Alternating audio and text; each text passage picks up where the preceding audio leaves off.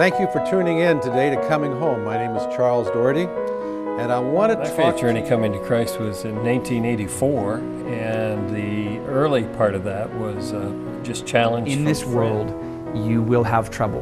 But then he goes on to say, don't be afraid or fear not, because I've overcome the world. I've beaten the things you're facing. Welcome. I'm Charles Daugherty, and the program is Coming Home, and we are so glad to have with us today guest Carl Gonder from FCA, Fellowship of Christian Athletes. So we'll say FCA, Fellowship of Christian Athletes, same group along the way. We're going to learn about Carl and Sherilee and the kids a little bit here in a moment, but Carl and Sherilee, the gang, they're doing just amazing things with FCA, Fellowship of Christian Athletes, and Eastern Iowa. You're the area director for Eastern Iowa Fellowship of Christian Athletes, and lots of young people that your lives have touched. And so before we go back, though, and see how you got here, I just want to ask you this, and you can talk as long as you want. Why are you so passionate about FCA?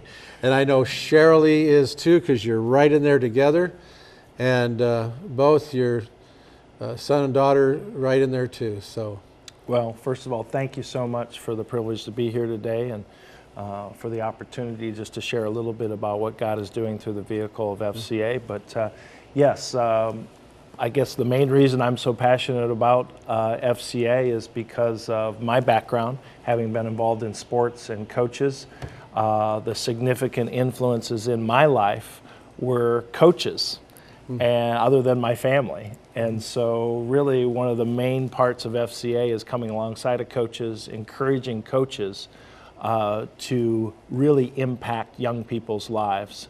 And so for me, having played sports growing up in Cedar Rapids and having played for some great coaches, one of the great thrills of my life now in FCA is to come alongside of coaches and minister to coaches and help them do what they do. So for me, Charles, it's not too difficult to get really passionate about FCA. I think it's one of the best organizations of its kind, and we're excited about what God is doing right here in Eastern Iowa.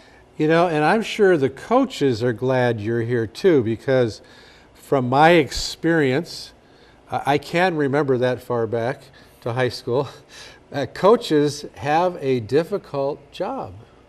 They really do, and it can be lonely as well. They come under criticism, they're under pressure to win games, there's parent pressures, my son or daughter isn't playing, all of those things. And so coaches really are under a lot of pressure in our society. And so one of the great things in FCA is through discipleship and Bible studies and our three-dimensional coaches program to really help coaches coach three-dimensionally, coach to the heart, and ultimately to impact young people for Jesus Christ. All right, now, in case I forget, you said 3 dimensions. What are the 3 dimensions? Well, in FCA, we have an incredible program called our three-dimensional coaches program. Most coaches coach in that first dimension, the physical. Okay. Some coaches are coaching in the first and second dimension, the mental, but not very many coaches, less than 10%, coach to the heart, the third dimension. And so you can go to FCA Coaches Academy and see more about our three-dimensional coaches program, which we'll get to a little bit later on, of course, but a tremendous thing that FCA has put together to really minister to coaches right around the country. See, I know we're going to have a hard time getting everything in, but we're going to make a go of it. I remember back in 82, 3, 4, 5, 6, in those days, working with the coach at the FCA huddle at the high school I graduated from. And I remember that coach, I don't know if the 3D, has it been around that long? Back in the 80s, but some reason this coach worked with every one of his of the students, the athlete scholars. What are they? How's that? Scholar athlete, or what? Worked with them about having personal goals. for their classroom work and for where they would be post-high school. I mean, he worked with them on a lot of areas of personal growth. And the students, they grew because even then, you know, Serve the City is known, we do things in unity together. And even then, we would go out to the campground with over 100 kids every 3 months, and a lot of them were FCA kids. And they weren't part of our congregation, but and we started discipling all of these high school and up to 19 and 20-year-olds about being leaders, and so it's about leadership development too in this whole thing, beyond sports, past sports. So thank you for your passion, your recognition of the coaches in your life that have impacted you. So let's go back. Carl, you grew up in Cedar Rapids.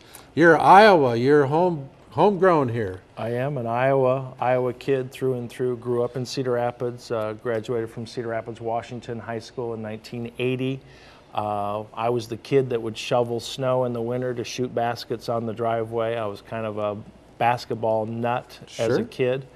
And some people out there would know of my father, Ron Gonder, who was a longtime sports announcer at WMT Radio and the Iowa Hawkeyes, basketball and football play-by-play. And so I had the good fortune to grow up in Iowa, to be involved in sports, went away to college on a basketball scholarship, and then wound up playing overseas for many years after that. I'm going to go to the overseas part, but I want to come back. You went right by Ron Gonder. A lot of people here. What was his nickname again? The Big Shoe? The Big Shoe, yes. The Big Shoe. Yes. Do you have a nickname? I do. My nickname is Goose. Goose. Nothing to do with shoes? Well, no. I've got the size 7. I've got the big feet, size 17 shoes, but just Goose. Yeah, is my nickname. I don't think I want to find that out. So anyway, the Big Shoe, and I remember my mom watching games and on the TV and turn the volume down low because you know back in those days we didn't have remote control and mute buttons. That's right. Do you remember that at all? Sure. Oh, you do. Okay. Sure. Anyway, so and she would listen to Ron Gonder do the play-by-play. So let me ask you a question. We move on. You said you shoveled the driveway so you could shoot hoops. Did you do the sidewalks too? Or just the driveway? Just the driveway. Oh, boy. Just the driveway. Oh, yeah. You're crushing by We got to go back and work on this. So now you're in Europe. You're playing professional basketball in Europe. Probably went to 15 or more nations playing basketball. But a lot in England and France. So you're in this league. So what did you learn there about life? I mean, you're no longer in Iowa. You're in another land. You're not understanding what some of these people say because they're speaking Spanish or French or whatever. What did you learn during that time? It was an incredible experience, one of the best experiences of my life. And I think everyone at some point in time should be out of their element, out of their comfort zone, and I certainly was. Now remember, this is before the internet. When I was in France, for example, there was one English movie on every Sunday night. So I never ever missed that one English movie that was on the television every Sunday night. The only thing you'd understand. That's right. No email. No emails, no way to communicate. No YouTube, none of that. So it was a very humbling experience, and I think God really used it in a big way to teach me a lot of things about myself. From there, I played the next season in London, England, and had the good fortune to learn a lot and see a lot of the country there, and then from there played in Australia for many years, and also with a touring Christian basketball team. I'm sorry, folks, I can't even read my notes. I said Spain and France, and it was England and France. So we have to put up with me here. Correct that Spanish thing, England. So, well, there, did you understand English in England? Was that difficult? No, it wasn't. It was a wonderful place. People were very friendly, very accommodating. Basketball is kind of a minor sport in England, but it was a great opportunity to be involved in the community, to do camps, to do development, to do promotional work. And again, just an incredible opportunity to see the world a little bit too. Now, folks, before we get to Carl's time in Australia, if he says good on you or calls me mate, that's because you were in Australia for how many years?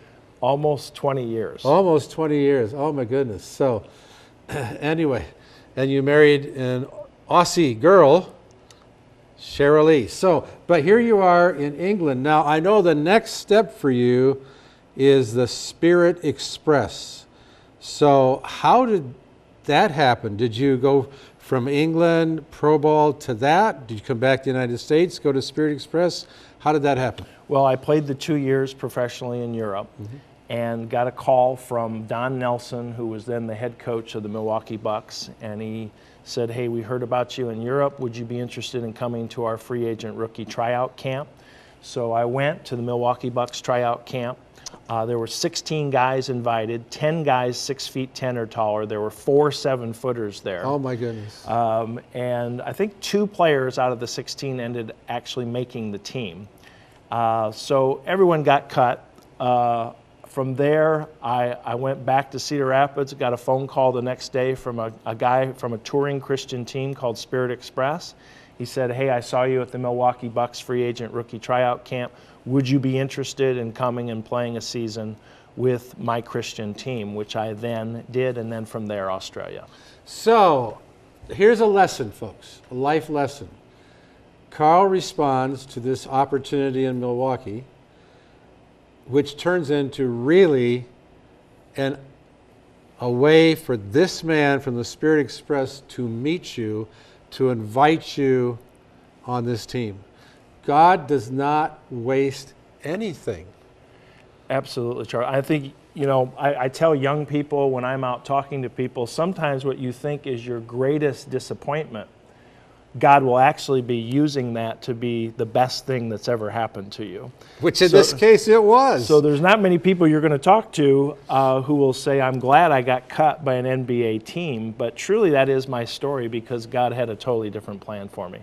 And a lot of elements in that plan, because you met your beloved in Australia. So you tour with the Spirit Express. Now again, you're going to different nations. Yes, we played. We were one of the first teams ever to play inside communist Cuba. We played in Central America. We played in prisons and on military bases all over the country, exhibition matches. And then it was during that time that I really had a conversion experience, gave my life to Christ for the very first time. I was cocooned with this group of amazing strong Christian basketballers, and God really had my attention. And so from there, I got a phone call from a coach in Australia, said, hey, I heard about you. Would you be interested in coming and playing one season for my professional team in Perth, Western Australia? And that's how I wound up there. So, okay. Now, again, a God incidence, no coincidences. So, I hope you're tracking this at home, folks. What some people would have seen as the greatest disappointment was really your opportunity to your destiny in a way, your future. And so you're making the most of it. Now, when this man said, would you tour with this Christian group, you, growing up in a Christian home, thought you were a Christian. Yeah, I'd gone to church every Sunday morning. So what led to the I mean, was there just being around these guys? And yeah, I think the combination of several different things. I was at a low point in my life with having been cut by the NBA team, which at the time was a disappointment. Mm-hmm. I was also at a low point in my life with a relationship with my college sweetheart. And so truly, as I said just a minute ago, God really had my attention. And it was through this group of outstanding Christian basketballers, traveling with them on the airplane, off the airplane, on the bus, team meals. And as they spoke to me, talked to me about their faith, their relationship with Christ. And it was during that time, despite the fact that I'd grown up in the church, I made Christ the boss of my life for the very first time. You know, that's similar to story after story, including mine. I was there every Wednesday. I was there every Sunday morning, Sunday night as a youth. I was president of the sub-district, president of the district, played the bell choir, and then as an adult, sang in the choir, taught Sunday school. I'm sitting there one Sunday morning, and I hear a visiting gentleman up at, sometimes we have to get out of our comfort element. And here was this gentleman talking about Jesus, and I realized that his Jesus was different than mine, because mine was just non-existent. So this is good to hear. So, but you still didn't see, another lesson here, life lesson, is in the midst of your great disappointment, you didn't realize it was really leading to your destiny.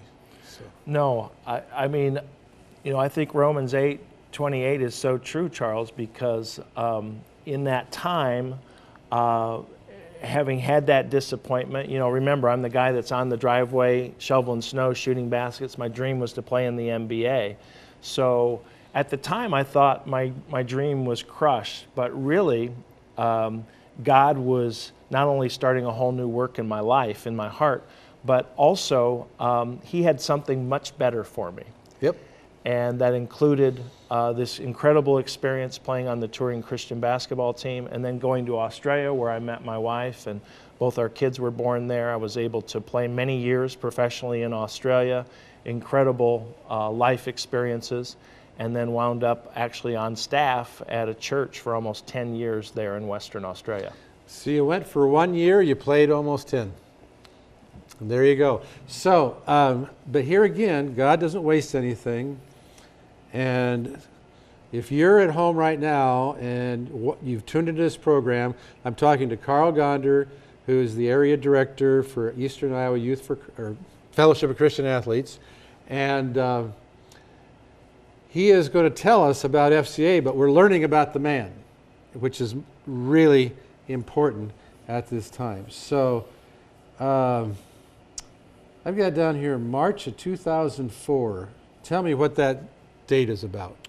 Well, we, at the time, our children were 9 and 6 years of age, and both my wife, Shirley, and I had good jobs in Australia. I was on staff at a large non-denominational church there, doing a wide variety of things. And we really felt like God was calling us back to Iowa. We didn't know exactly what that meant, but we went back and forth and praying about it. At one point in time, I got kind of cold feet, and I said, no, let's not do this. And my Australian wife said, no, if we don't do this, we're going to regret it for the rest of our lives. And so we felt like we were being obedient to what God was calling us to do. And we arrived back in Cedar Rapids in March of 2004 with 8 suitcases.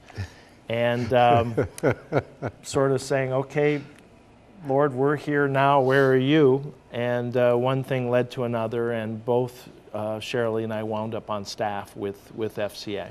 So now, when did you get the call? Phone call? It was shortly after we got back. A gentleman said, hey, we have a mutual friend. He said you were back in town and I should call you. And this gentleman was a guy named Tim Johnson, the vice president of the Midwest region for FCA. Mm-hmm. And we met, and I knew immediately that's what God was calling me to. If you're tracking this, you, let's see, you get a phone call, you go to Europe, you come back, you try out for the Bucks. No, wait, you get a phone call. You got several phone calls. I'm not going to take time to try to remember just the whole thing. Yep. It moves you from one phase of your life to the next. Yep, absolutely. And I believe those were God-appointed phone calls for sure. So here we are. We're FCA, Eastern Iowa. And FCA, for those of you who don't know it, at the time I took these notes, was in 47 countries, but it could be more than that now. There were 12,758 certified huddles, probably more than that now because it just continues to grow. Just in the United States alone, there were over 450 offices, but that was from 2013. This is off the website, so we have to get that website updated, will you? So this is a growing ministry because it's touching so many lives, and the calls now are still coming. Come to our school. Come to our school. Come to our school. So let's take a look at FCA. Started as an idea in 1947, was not incorporated until 1954, but historically there were four very important figures in the starting of this. One, his name is Don, help me out. McLennan. Don McLennan. And his wife, Gloria, very committed to the dream, too. And there's another person by the name of Branch Rickey. Some of the older folks here, not that I'm old, but I'm middle-aged, I keep telling people that. We remember him as he broke the color line in baseball by signing Jackie Robinson. He was a man of great faith, and he really wanted to influence in a positive way the lives of young people. So McLennan tries to get an appointment with Rickey. He drives all the way to Pittsburgh because Rickey had moved from the Dodgers to the Pirates at that point. The secretary for Mr. Rickey said, "You might get 5 minutes, can't guarantee it." But they prayed and prayed. They'd make that drive from Oklahoma to Pittsburgh for a 5-minute opportunity that has changed the lives of thousands of young people and coaches and sponsors and board members. And so that 5-minute meeting turned into 5 hours. And I want to read something here, what Mr. Rickey said. "This thing has the potential of changing the youth scene of America within a decade. It is pregnant with potential. It is just ingenious. It's a new thing. Where has it been?" Yeah, it's quite an amazing story to think that. Tell us how you've looked back, you've read the history. How has this story impacted you?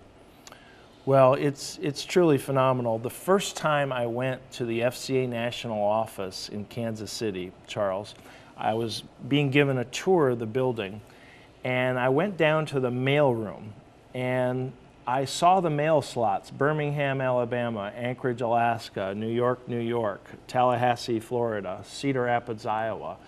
And it really dawned on me that we are part of a national organization. Last year, over 2 million people impacted by FCA, the largest Christian sports ministry of its kind in the world. Incredible. Close to 500,000 students involved now on thousands of campuses, and growing rapidly all the time. Close to 50 countries now, as you alluded to. And so 3 branch offices in the state of Iowa: Des Moines, Cedar Rapids, and the Quad Cities, and over 1,300 staff members right around the country. So for me, it's been phenomenal to be part of a national organization that has local impact. 26 counties in eastern Iowa. We estimate between 5,000 and 7,000 people in any given week are involved in FCA in our area alone. Awesome. And growing all the time. Awesome. I'm excited. Now, and here's the thing about FCA, any organization, it does take some money. And back there in 1954, I'm going to give you a financial figure here, and think what it would, if it was starting today, what that would need to be. But Rickey said this is going to take some funding to get started, so he makes a phone call to someone that he knows, an influential businessman in Pittsburgh, and suggests $10,000. He has shared the vision, and the man writes a $10,000 check, and FCA is on its way. And here we are today with all of these things that you're talking about happening. So FCA has 4 emphases: coaches, campus, camp, and community. And even within the coaches, there's the 3D programs. So let's talk about coaches right now. describe that whole program. Take as long as you want. Well, Tell these folks about it. a coach in many, if you look at coaches, a coach will influence more people in one season than many people will in an entire lifetime. A coach, we believe, is a significant influencer in our society. If the stats are right, I believe they are, between 60 and 70% of all high school students are involved in high school athletics. Look at that demographic. How many kids are going to be coached by a coach in a high school setting? We're not even talking about junior sports. 44 million kids involved in junior sports. So a coach has incredible influence, good and bad, in our society. And so we minister to coaches in a variety of ways: Bible studies, staff visits, discipleship, our three-dimensional coaches program, which is our most recent thing that we've launched in the last 2 or 3 years. And we believe in ministering to and through the coach. If we can minister to the coach is then going to minister to the student athletes. See, and there's more to this than meets the eye, because you gave Patricia and I the privilege once of going to a marriage retreat where they were all coaches. And you took them to a very nice setting, and because their marriages can be under stress too, because coaches not only are teaching them during the day, but then they're coaching. And whatever sport they're coaching, it's going to last for months, you know. So.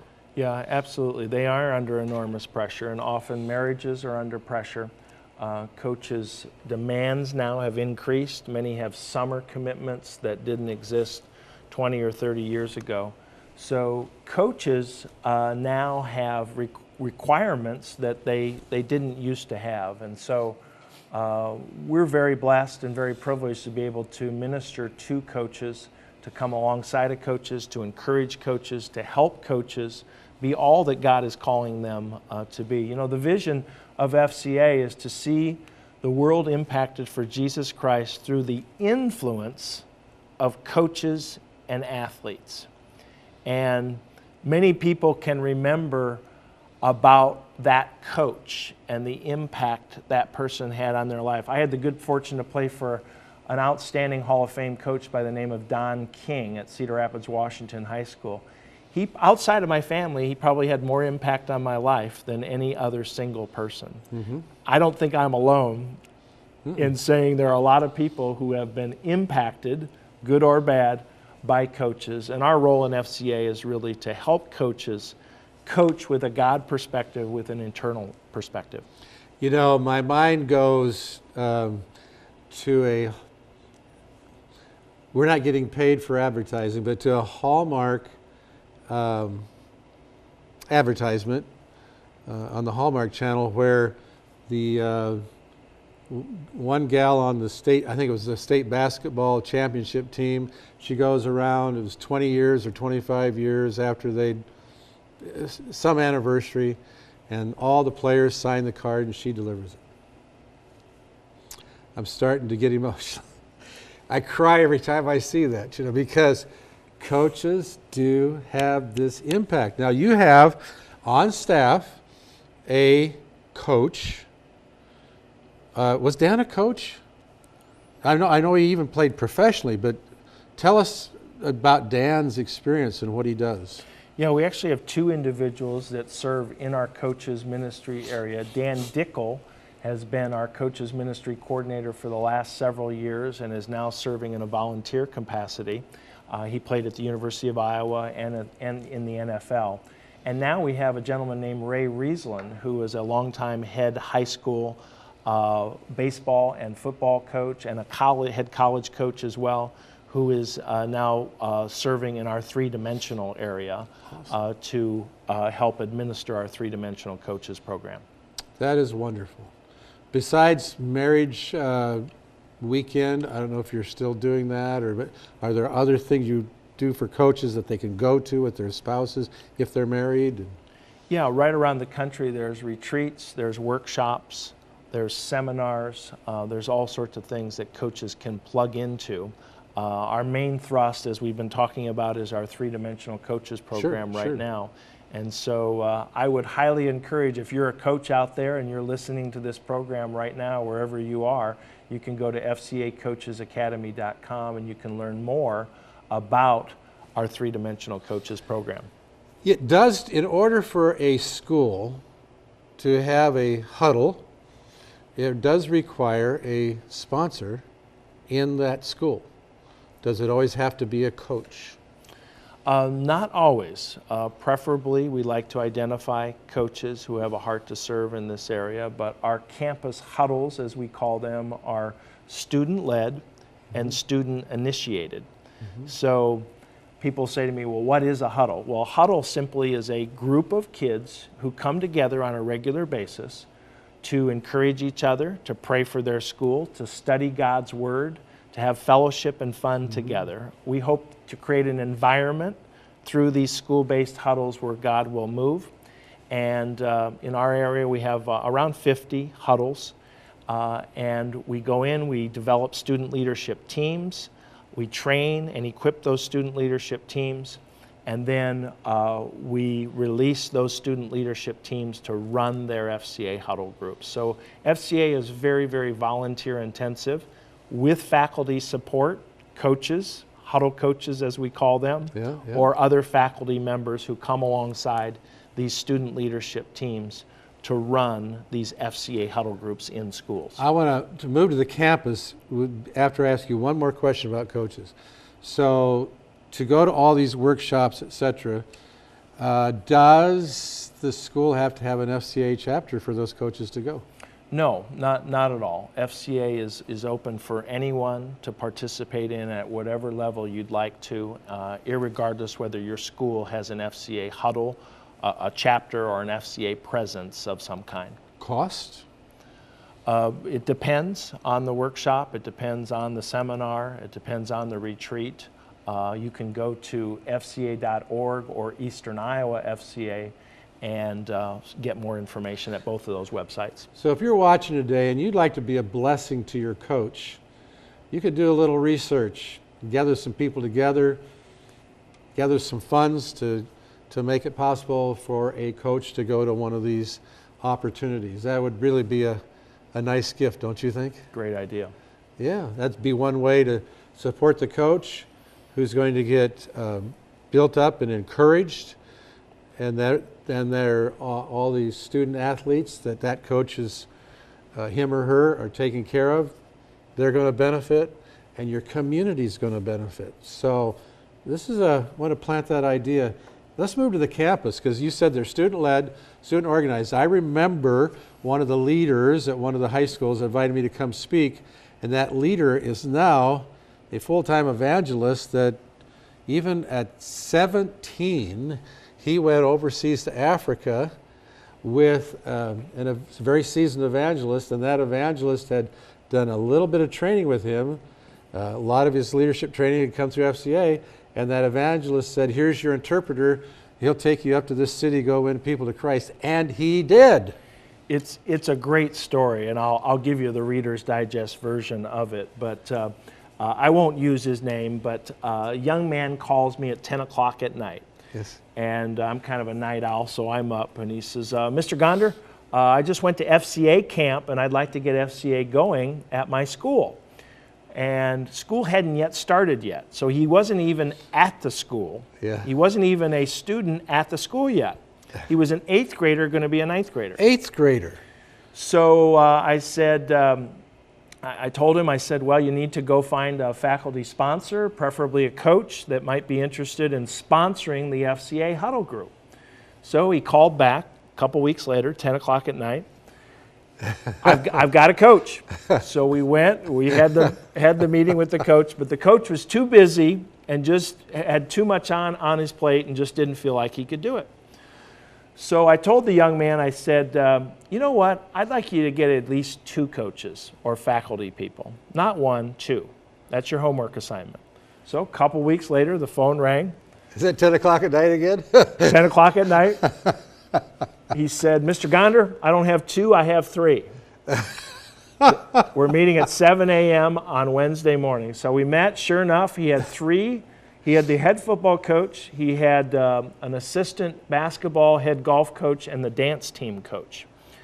And those 3 were all very interested in sponsoring. We put together a student leadership team. That young man led FCA at his school for 4 years, went on, started FCA at his college, as a matter of fact, and then, as you referred to, is now an evangelist traveling worldwide, sharing Christ with people all over the world. See, I didn't know this backstory to how this started. This is amazing, and that huddle is still going in that school. The huddle is still going. And so he is, as a high school student, he established something that is now a legacy. Because he's been gone a few years. Long time now. Yeah, at least four. So even those that started it with him when he was a 9th grader, they're out of the school. They're gone. So it's carrying on. That is good stuff. Now wait a second. You just told me that he went to an FCA camp, and there was no huddle in his school. So a young lad or gal can go to camp, and there's no huddle at their school. How does that work? Yes, there are hundreds of FCA sports camps right around the country.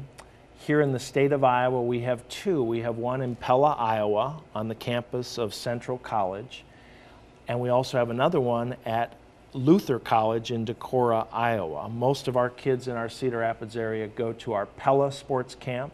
Last year, about 350 kids there, 10 different sports. We call it a week of inspiration and perspiration. Over the last 10 years, thanks to some generous donors and individuals who are giving to the ministry, we've been able to allocate over $70,000 to our Camp Scholarship Fund. Last summer alone, we did over $10,000 just to bless and encourage young people from our area who might not otherwise be able to attend an FCA sports camp. It's an amazing week where a kid comes to camp, enjoys their sport, participates in their sport, has a huddle leader, which is a college-age student athlete who works with them in huddles where they talk about spiritual things throughout the course of the week. Every kid gets an FCA Bible. There's a chapel time in the evenings with a band and with a speaker, skits, all kinds of fun things. I'm extremely biased, Charles, but I believe it's the best camp of its kind that you can send a young person to. So they participate in their sport, and there is a coach that coaches that sport there?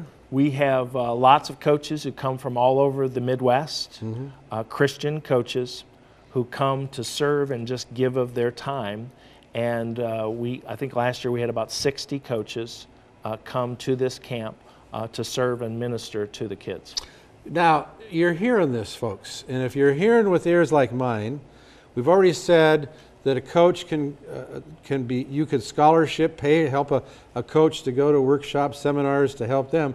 Now we're hearing, and I know the region that this station covers. There are hundreds of student athletes that are not part of an FCA huddle at the present time. There is no huddle in their school. You know them. You're watching this and you know who they are. You could scholarship. You could get some people together and scholarship these students to go to Decorah or to Pella. Yes, and you can go to fcacamps.org, another website, see the full list of all the FCA camps in your area, including the 2 that I mentioned in the state of Iowa. So let's talk a little more about this camp. We got 20 minutes left and we're done, so we got to get some stuff in here. We haven't even got to the 4C, but at this camp then, I've heard lots of testimonies from young people that have been there. Incredible time. And we're even showing a picture of the camp at Pella sometime in this area here, and all these kids changed lives. Is there any one testimony you'd like to share at the moment about camp? Well, there'll certainly be a lot of them, Charles, that I could share. I know. We, on the final evening of chapel on Thursday night, over the last several years, we've had opportunities for kids to respond, to give their life to Christ. Sometimes we've had an open mic night where we've heard kids' testimonies about how the week has impacted them. And we have seen literally hundreds of kids come forward on that final night to give their lives to Christ. And so there's not a dry eye in the place on that final evening when you see that. And like a lot of things like this, it's very hard to describe exactly what FCA camp is like, other than to say when you bring great coaches, great huddle leaders, a great environment, an opportunity to share God's word in a place that is really an incredible place, Pella, Iowa, on that campus. It's a unique environment, and I think that combination of things has worked to see God move in a mighty way over many, many years now. Now, we don't rehearse these. This is all live and so forth, but I don't know if you have any figures from how many attended Decorah, because a lot of the people up here in northeast Iowa, that would be close. But you have any of those figures? If you don't, it's okay. I'm catching you unawares. Yeah, around 275 kids attended the FCA Sports Camp in Pella. That is a great camp, too. The Wisconsin FCA actually administers that and runs that camp, but we have a lot of Iowa kids. Maybe the Pella camp, the week of Pella camp, doesn't work for them for whatever reason, and so they're able to go to the Decorah camp instead. Well, I know a lot of you are listening and live in Wisconsin, and so that's encouraging to them, but to come over there. Now, out of 60 coaches coming to Pella or to Decorah, I'm just imagining that some of them also played professionally. We do have some professional athletes that come. Many of our coaches have played in college. Yeah. Many have coached for 10 or 15 or 20 years or more. We have lots of coaches who've come for more than 5 years. So these are coaches that are really committed to FCA Sports Camp. Passionate. And what happens at camp each summer. All right, so now there's a lot of pastors watching this program, a lot of people in the church. How does FCA link arms with the local church? Because, we refer to FCA and our other nonprofits as ministries of the regional church. So how we link in arms? Well, the primary way, Charles, is because FCA is not a youth group, although it has some similarities to a church youth group. One of our primary objectives in FCA is to point young people to the local church. That's good. And we have many young people who come to FCA who would never go to a church, but they might come to an FCA huddle meeting. And we know of instances where a young man or a young woman has been to one FCA huddle meeting in 4 years of high school, and God used that in a big way. They came to Christ later, they got involved in a local church. So the biggest single way that we link arms with the local church is we try to encourage young people to attend a local church, to get involved with a youth group. Another way, we bring in a lot of youth pastors to speak at various FCA huddle groups. And that's a great opportunity for youth pastors to get into a school and to connect into what we're doing in FCA in a school setting. Good stuff. And then lastly, obviously, we hold some events in churches, and churches in eastern Iowa, particularly in Cedar Rapids, Iowa City, have been very, very faithful and wonderfully supportive. That's amazing. That is amazing. That's good. It's so important. Our young people, there is something happening with our young people these days. And I know of one congregation that had a Wednesday night presentation. They had 41 people respond to Christ, and the membership of that congregation is around 60. only one of those young people, middle school and high school people, had parents that were attending. And that one has influenced one after another, after another, after another, to come on Wednesday night asking tough questions, really tough questions, but getting the answers. And so, folks, at FCA, we're hitting these student athletes. As you said, who knows what percentage, they're not worshiping anywhere on Sunday, but they're being encouraged to find a place. This is so important. Well, now we talked about scholarshiping students to camp, scholarshiping coaches. How does FCA exist? I mean, all donations? Yeah, everything we do in FCA is what we call faith financed.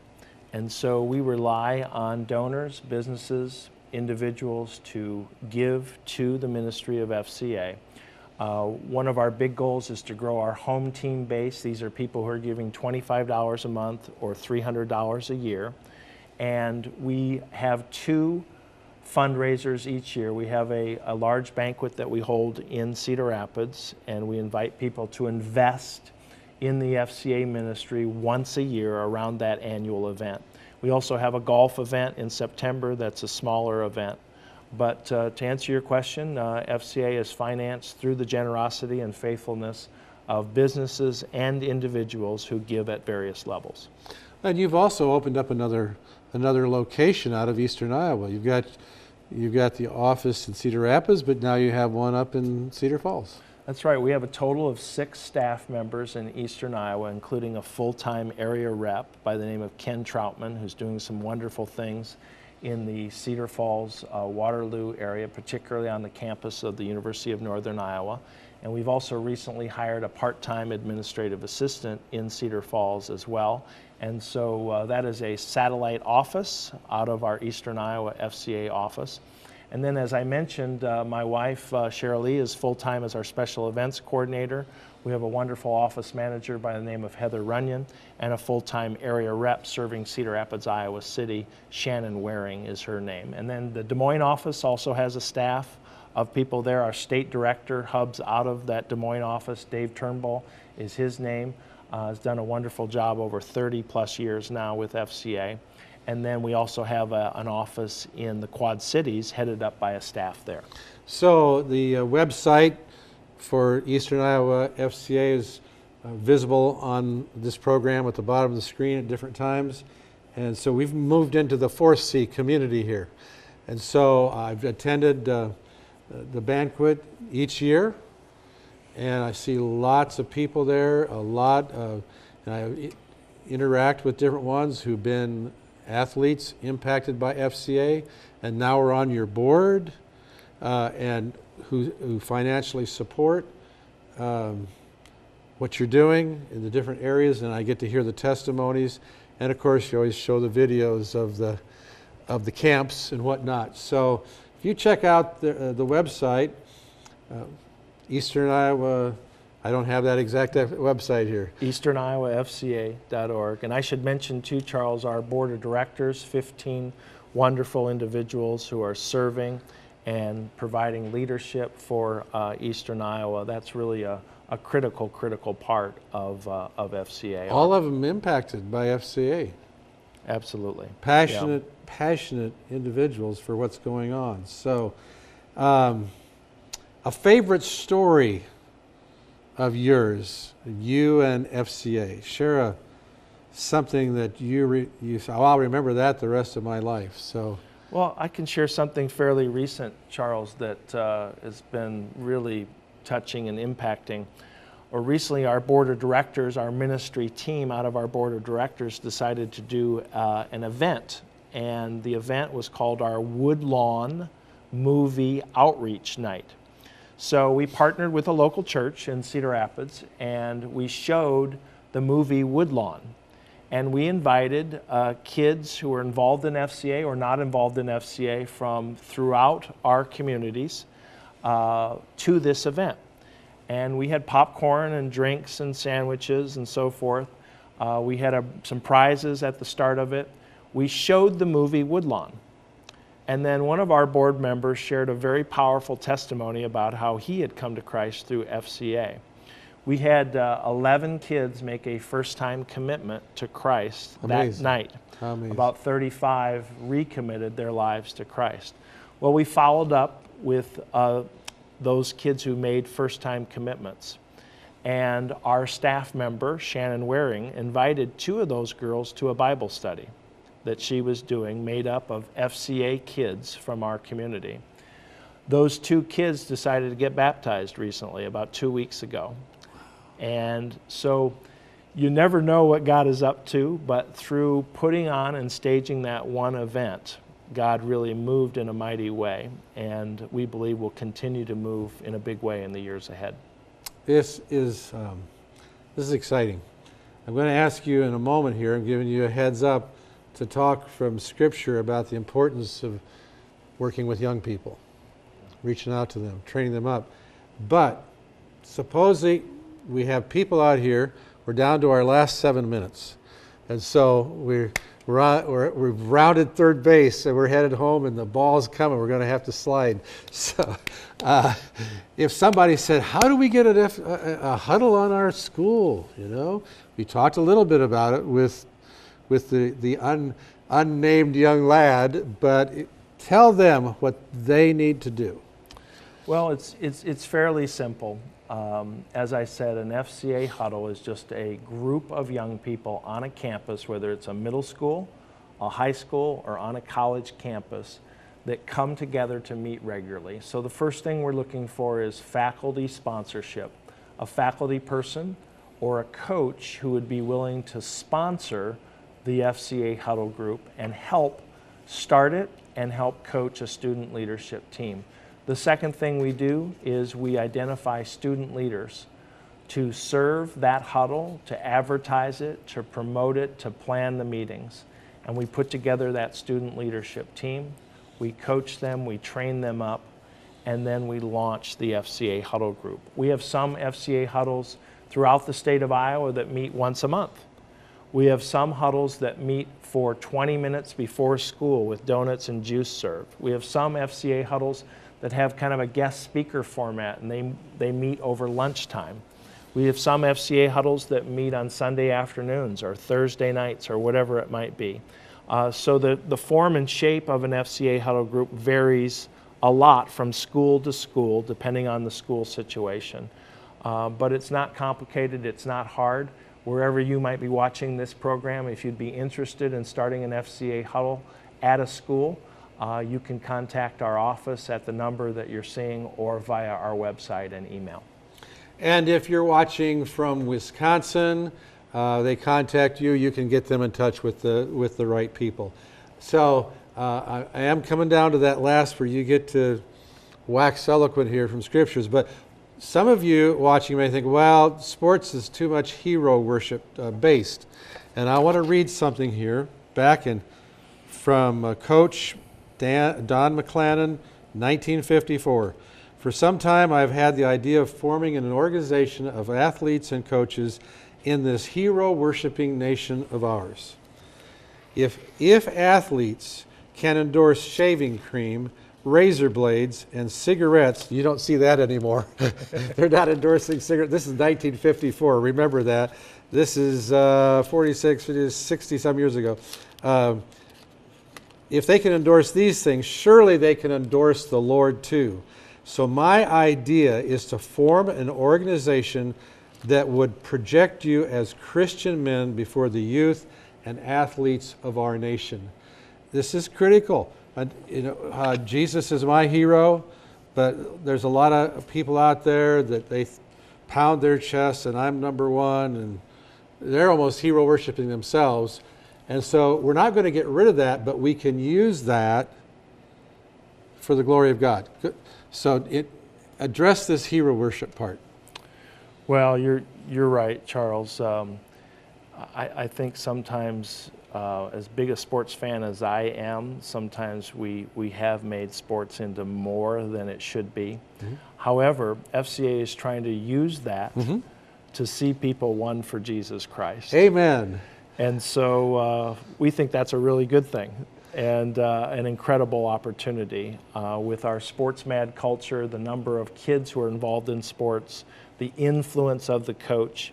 So I believe in FCA we have a perfect storm. Yes. And FCA, I believe, is being used by God in a huge way right around the country. The stats bear that out, but now right around the world as well. We have staff members in 36 countries now. So FCA is growing faster abroad than it is in the United States, and it's growing very, very rapidly in the States. There's hero worship all over the world. Absolutely. So we have to use that. So 2 minutes or so, talk to me about why we, from the scripture, we're told we need to invest in our young people, but your opportunity. Tell the folks. Well, I've just really appreciated the opportunity to be here today and talk a little bit about FCA. Our theme verse for FCA this year is Joshua 1:9. And Joshua 1:9 says, "Do not be afraid or discouraged, for the Lord God Jesus Christ is with you wherever you go." And so when I get out and talk to young people, and I ask them to stand up for Jesus Christ, to be salt and light in their schools, to be representatives of Christ in their schools, there's a hunger out there. There's a need out there. Young people are searching, and we all know what's going on in our high schools. There's a need for things like FCA. And so we want to come alongside of student athletes, come alongside of coaches, really encourage young people that they can do incredible things for the Lord. They can impact others in their school. They can impact their parents, their families, their classmates, their communities in a significant way through this vehicle of FCA. You see, we have, we're down to our last minute, and so I'm just going to close this out here. But we have outside the church, we have the soccer leagues, we have the dance teams, we have all these different sporting events where our kids are being challenged. And sometimes they're being told, if you want to be on this dance team, you have to come to practices on this day, and Sunday morning. And I think we have been guilty in the Christian community of not challenging our kids enough. I have seen my grandchildren, daughters, when they were 8 and 6, or 9 and 5, something like that, go to a movie, come home, and they can tell you the whole movie, item by item by item. They're just sitting there watching it. Our children have huge potential. So take a look at easterniowafca.org. Look at how you can send your coach to camp, to a workshop, your kids to the Pella camp or the Daugherty camp. And thank you for watching. Thank you, Carl, for being here. Thank you.